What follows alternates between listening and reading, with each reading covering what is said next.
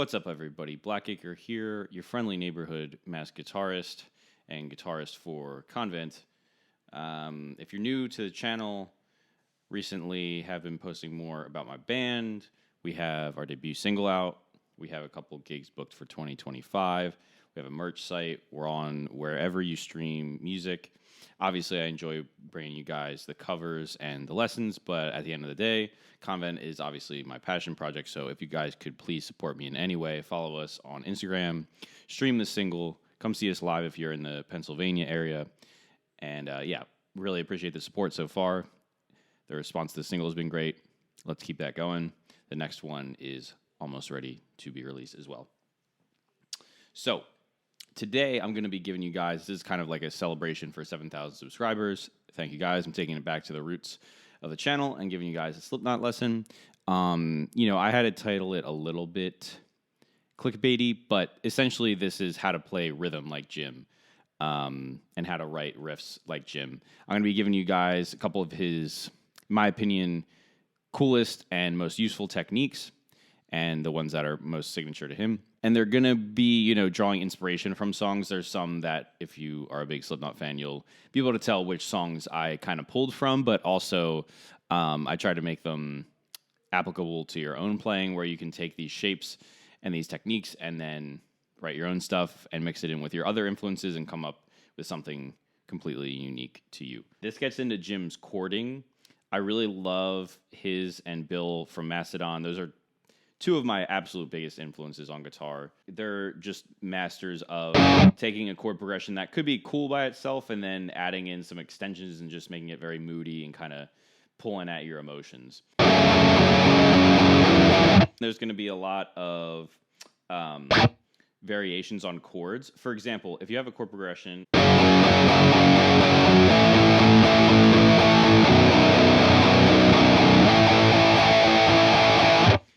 that's fine, but we're going to spice it up a little bit. And to do that, we're going to use these chord extensions. And with this drop tuning, it makes it that much easier because you don't have to move your first finger from doing a chord, and you can use these extensions that would be otherwise impossible in standard tunings. So what I'm doing here is I'm going to anchor my first finger on the 7th fret, low 3 strings. And then I'm going to use my pinky on the 10th fret of the 4th string. I'm going to bring that to the 9th fret. And then I'm going to go to, I'm just playing the low 2 strings. It's going to be 7th fret with your first finger on the 6th string, and then 10th fret of the 5th string. So,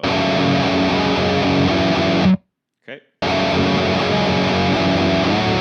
Then we're going to do what looks like a power chord if we were in standard tuning. We're going to do 10th fret of the 6th string, and then 12th fret of the 5th string. So we got. Then I'm going to pull off and just do this straight up power chord, low 2 strings on the 10th fret. So I'm going to slide up and hit the 14th fret on the 6th string. Give it a little bit of a wiggle there. All right, so like I said, I want to give you guys multiple techniques per example to give you guys, some real life lessons you can walk away with and apply to your own playing.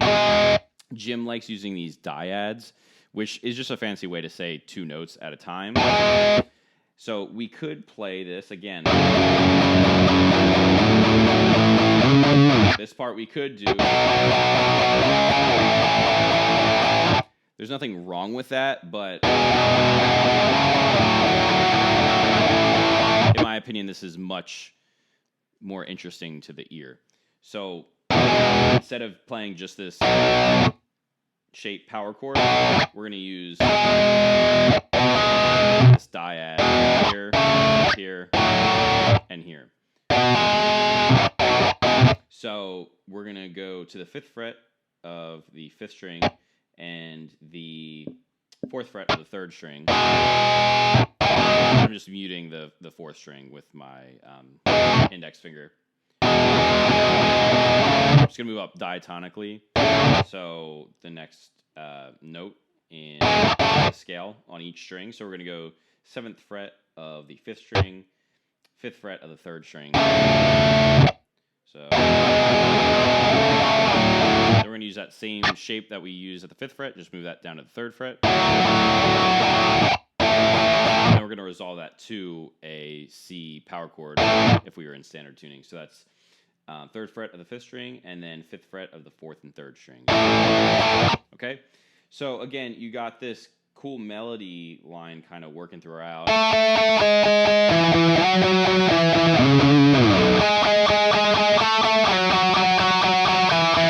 Right? Which to me, that's a lot more interesting than hearing just...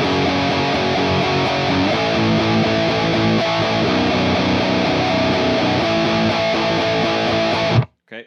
Compare that with...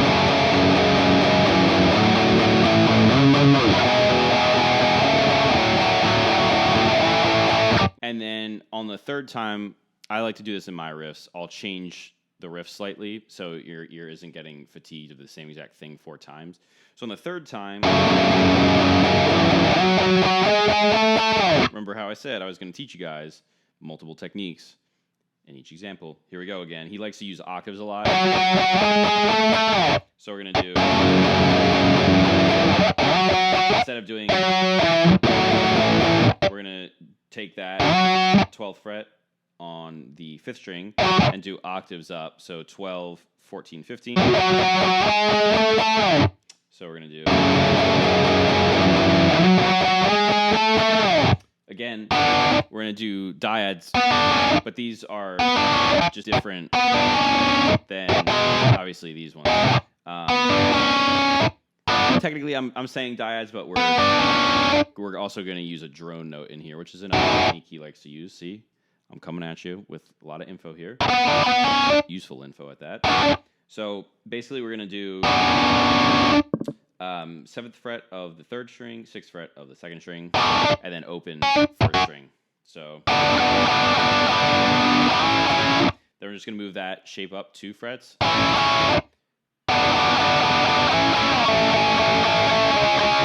We're essentially outlining the same chords. We're kind of telling the listener, hey, we're using these same root notes, so D, E, C. If we were in standard tuning, same as D, E, C. Just giving it to you in a different context. So anyway, we're going to do that shape, and then this shape is the major shape. These are minor. This would be major. 5th fret of the 3rd and 2nd strings. And then you're going to move your middle finger, whatever finger you want, to the 4th fret of the 3rd string. So that part is going to be... It's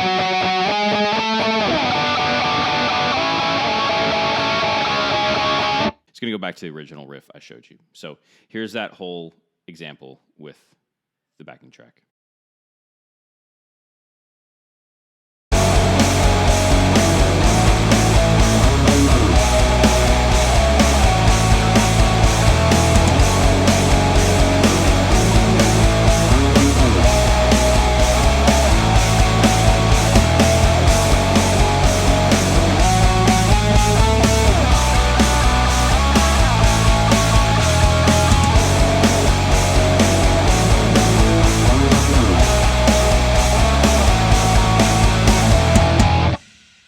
All right, so let me grab my drop A guitar. We'll do one more.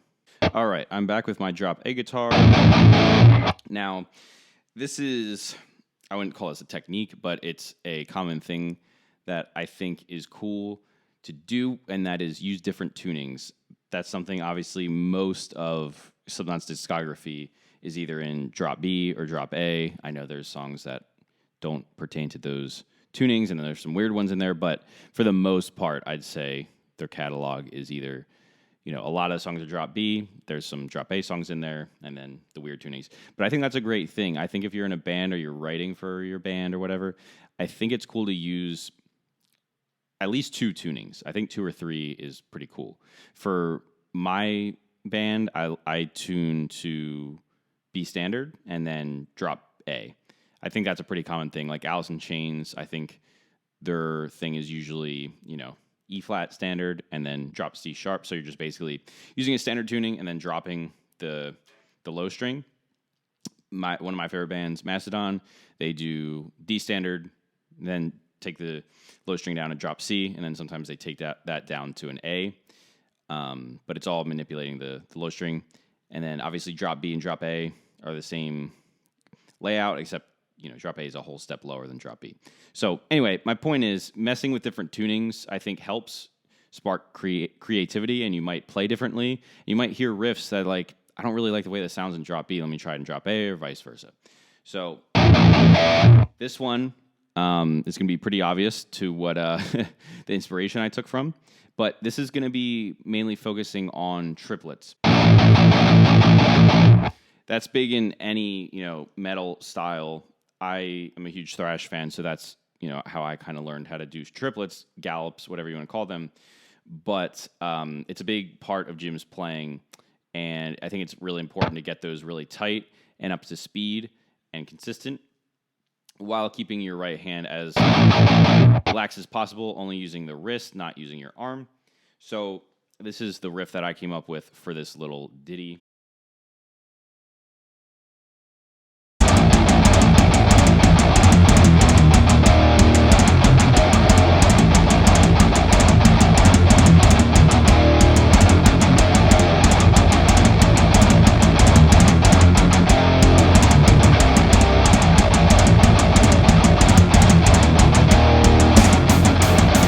Main picking pattern is going to be, think of it like 5. So triplet and then 2 singles. So that's going to be open with that picking pattern. And then 1 open, and more open. So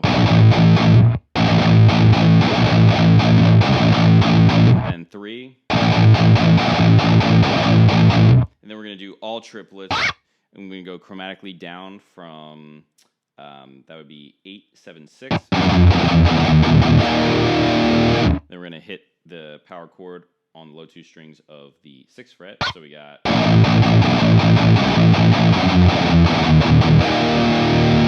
We're going to hit power chord, low 2 strings of the 8th fret.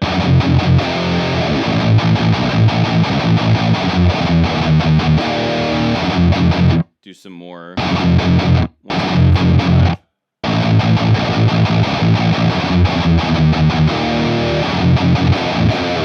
And then we're going to do this diminished 5th on the 8th fret of the 6th string, 7th fret of the 5th string, and intersperse that with low 2 open strings, and then hit that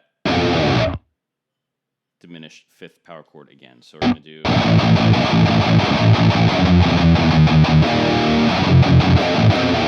All right.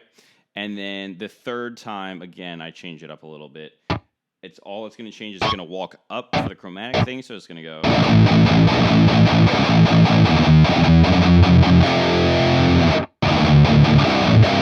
And then we're going to do 5th fret power chord, low 2 strings. And then instead of this,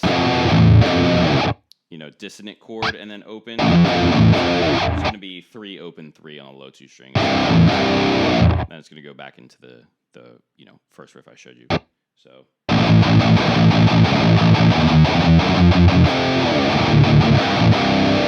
Thank you guys for watching. Be sure to subscribe. We hit 1 million views recently. We hit 7,000 subscribers recently. It's been a long road, and I'm nowhere near finished, but thank you guys for the support. It does really mean a lot. It keeps me trucking along. And, if you guys want to see anything else, let me know, but please be aware that I only take requests from people who follow my band. So be sure to follow us on Instagram at ConventBandPA. Pick up a shirt. Stream the single. Come see us live if you're in the Philly area. Thank you guys for watching. You've been lovely. I've been Blackacre. I will see you soon. Peace.